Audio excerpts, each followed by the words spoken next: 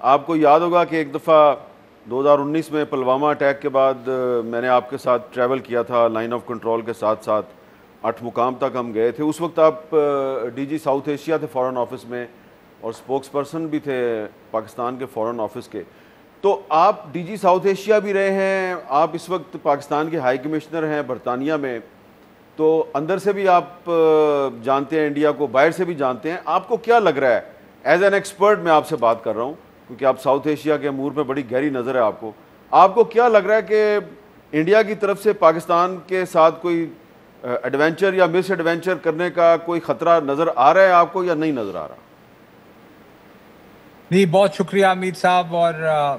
مجھے وہ بڑا ویوڈلی یاد ہے, ہم اکٹھے گئے تھے اور بہت ساری باتیں ڈسکس کی تھیں, اور بڑا آپ کا ماشاءاللہ السٹریس پینل ہے میرے فقیر کے لیے. آئی ول ٹرائی کہ میں آپ کے سوالوں کے ٹھیک جواب دے سکوں. خطرہ تو ہے جی, اس میں کوئی شک نہیں ہونا چاہیے, کیونکہ ان کے لیڈرشپ, قیادت جو ہے وہ جس قسم کے بیانات دے رہی ہے فرام دا ویری ٹاپ, اس میں کم از کم وہ کوئی شک نہیں چھوڑ رہے. تو ہمیں اس کو ٹرسٹ کرنا چاہیے. جب وہ ان کی قیادت فرام دا ٹاپ, کل ہی میرا خیال ہے آخری بیان آیا ہے جب وہ انگولا کے کسی صاحب کو ملے ہیں, تو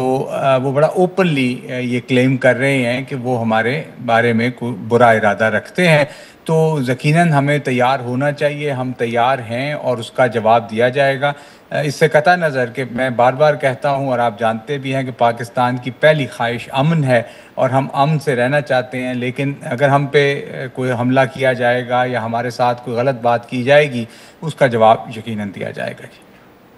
ڈاکٹر فیصل صاحب, ہم نے دیکھا ہے اس پلوامہ ایکٹ کے بعد جب وہاں سے اس طرح کے اشارے ملے کہ وہ جنگ چھیڑ سکتے ہیں, حملہ کر سکتے ہیں ہم پہ, تو ڈپلومیٹک ایفرٹس ہماری طرف سے بھی ہوئی, ان کی طرف سے بھی ہوئی. آپ کیسے دیکھتے ہیں ان ایفرٹس کو, اور آپ کے خیال میں کس کے موقف کو زیادہ پذیرائی ملی ہے اس وقت تک؟ یہ جی ڈپلومیٹک سفارتی کوششیں فوراً شروع ہو جاتی ہیں اور پہلے بھی چل رہی ہوتی ہیں, بعد میں ظاہر ہے کہ انہیں بڑھاوا مل جاتا ہے, اور تمام دونوں ممالک اپنے حساب سے پوری کوشش کرتے ہیں. اس میں جو ہمارے وزیر اعظم صاحب نے, پھر وزیر خارجہ, ڈپٹی پرائم منسٹر اور انٹیریئر منسٹر, تینوں نے یہ کہا کہ ہم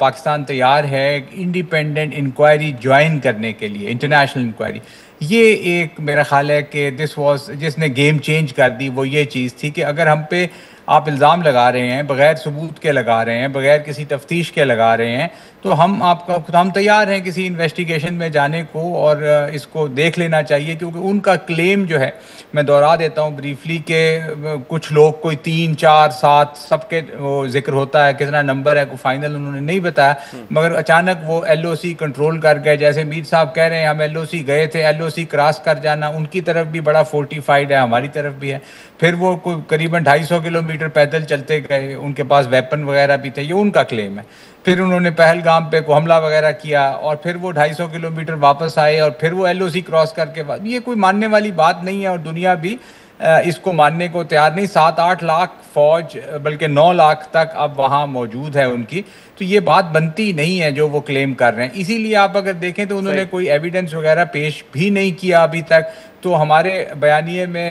کافی اس میں تقویت ملی ہے اس چیز سے, اور ان کے پاس اس کا جواب فی الحال کوئی نہیں. اور شاہ صاحب, آپ نے بھی رپورٹ کیا کہ نیو یارک ٹائمز ہو, بلومبرگ ہو, ان اخبارات نے ڈپلومیٹس کا حوالہ دے کے لکھا ہے کہ جو بھی بریفنگ انڈیا کی طرف سے ان کو دی گئی, اس میں کوئی کانکریٹ ایویڈنس نہیں دیا گیا پاکستان کے خلاف. میرے خیال سے اس حوالے سے بھی انڈیا کے جو بیانیہ ہے, اس کا مطلب اس کو زیادہ نہیں اس وقت تقویت ملی ہے. تقویت نہیں ملی شراز کی 2 وجوہات ہمیں نظر آتی ہیں. ایک تو ظاہر یہ ہے کہ پاکستان کا جتنا اگریسو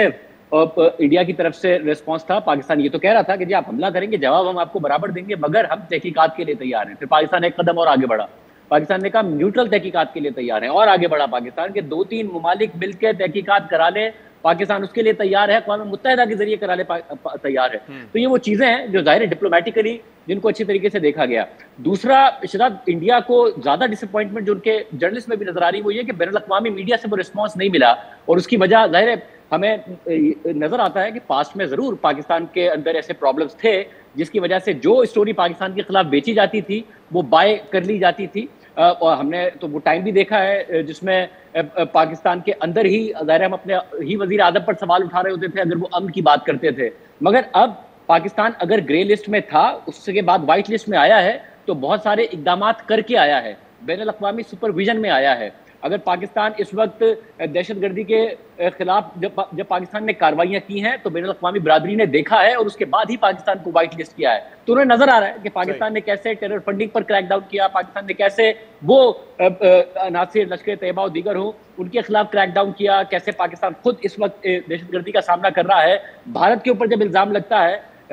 کہ بلوچستان میں وہ کاروائیاں کرا رہا ہے تو پاکستان کا یہ کیس بھی دنیا کے سامنے ہے، تو پاکستان نے کہیں نہ کہیں کریڈیبلٹی گین کی ہے اور بھارت نے لوز کی ہے۔ جب آپ کینیڈا میں کاروائیاں کراتے ہیں، امریکہ میں کراتے ہیں اور ان کی حکومتیں بتاتی ہیں کہ جی آپ کراس بارڈر اس طریقے سے ٹارگیٹنگ کر رہے ہیں، تو یہ انڈیا کا کریڈیبلٹی لوز کرنا، پاکستان کا گین کرنا اور اس واقعے کے بعد پاکستان کا اچھا رسپانس، اس سب نے یہ کمبینیشن ہے جس کی وجہ سے صحیح رسپانس ملا ہے۔ صاحب کچھ کہنا بھی چاہتے ہیں؟ جی ڈاکٹر فیصل صاحب سے میں ایک اور سوال کرنا چاہتا ہوں۔ ڈاکٹر صاحب دوبارہ میں سوال آپ سے یہ کرنا چاہ رہا ہوں کیونکہ آپ ڈی جی ساؤتھ ایشیا بھی رہے ہیں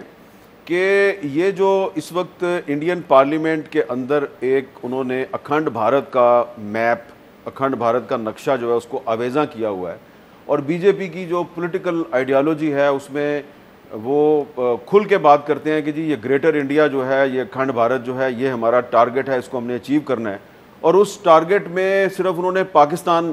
کو شامل نہیں کیا ہوا، بنگلہ دیش، سری لنکا، افغانستان، نیپال، برما، 6-7 ممالک اس میں شامل ہیں۔ آپ کو یہ نہیں لگتا کہ پاکستان کا جو فارن آفس ہے اور جو ہمارے جو ارباب اختیار ہیں، انہوں نے جو ان کا جو اکھنڈ بھارت کا جو نظریہ ہے، جو کہ سیدھا 6-7 ممالک کی سلامتی کے لیے ایک خطرہ ہے، اس پر زیادہ فوکس نہیں کیا، اور یہ جو تمام ممالک ہیں ساؤتھ ایشیا کے، ان کو اپنا اتحادی بنا کے تو انڈیا کے خلاف ایک فرنٹ قائم کرنے کی کوشش نہیں کی۔ جی یہ ایک مسئلہ یقیناً ہے، یہ B J P R S S کا ایجنڈا ہے جو کہ اب ہندوستان کا کچھ حد تک بن گیا ہے، اکھنڈ بھارت سے متعلقہ جو ان کی خواہش ہے، اس سے ان کے تعلقات کشیدہ رہے ہیں سارے ریجن کے ممالک سے۔ ہماری جو اوریجنل کوشش تھی میر صاحب کے سارک جو ایک ہی تنظیم ہے ساؤتھ ایشیا کی، اس کو تحرک ملے، اور 2016 میں وہ سمٹ ہونی تھی اسلام آباد میں، نومبر میں ہونی تھی، ستمبر میں ہندوستان اس سے بھاگ گیا، اور آج 9 سال ہونے کو ہیں سارک کی تنظیم جو اس اکھنڈ بھارت سے آگے چلنے کا راستہ ہو سکتا تھا وہ وہیں رک گئی، اور جو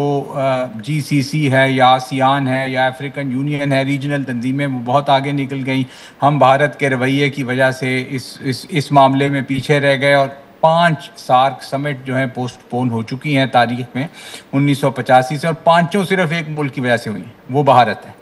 تو یہ کبھی ان کا بنگلہ دیش سے مسئلہ، کبھی سری لنکا، کبھی پاکستان، وہ ان کا ایک میرا جو اس میں زیادہ میرے تجربے کی جو آپ بات کہہ رہے ہیں، میرا اس میں جو پرابلم ہے نا جی، جب تک ہندوستان کا مائنڈ سیٹ یہ نہیں بدلے گا کہ جو ہندوستان کی لیڈرشپ کا کم از کم اس وقت ہے، پہلے تھا یا نہیں تھا یہ ڈیبیٹیبل ہے، کہ جی انہوں نے یہ اکھنڈ یا ہیجمونک ایک سسٹم کریٹ کرنا ہے ساؤتھ ایشیا میں، تو یہ مسئلہ حل نہیں ہوگا، کہ نہ پاکستان کے ساتھ، نہ بنگلہ دیش کے ساتھ، نہ اور ان کے ساتھ کوارڈینیشن ہماری جاری ہے، کوشش بھی جاری ہے، لیکن یہ مائنڈ سیٹ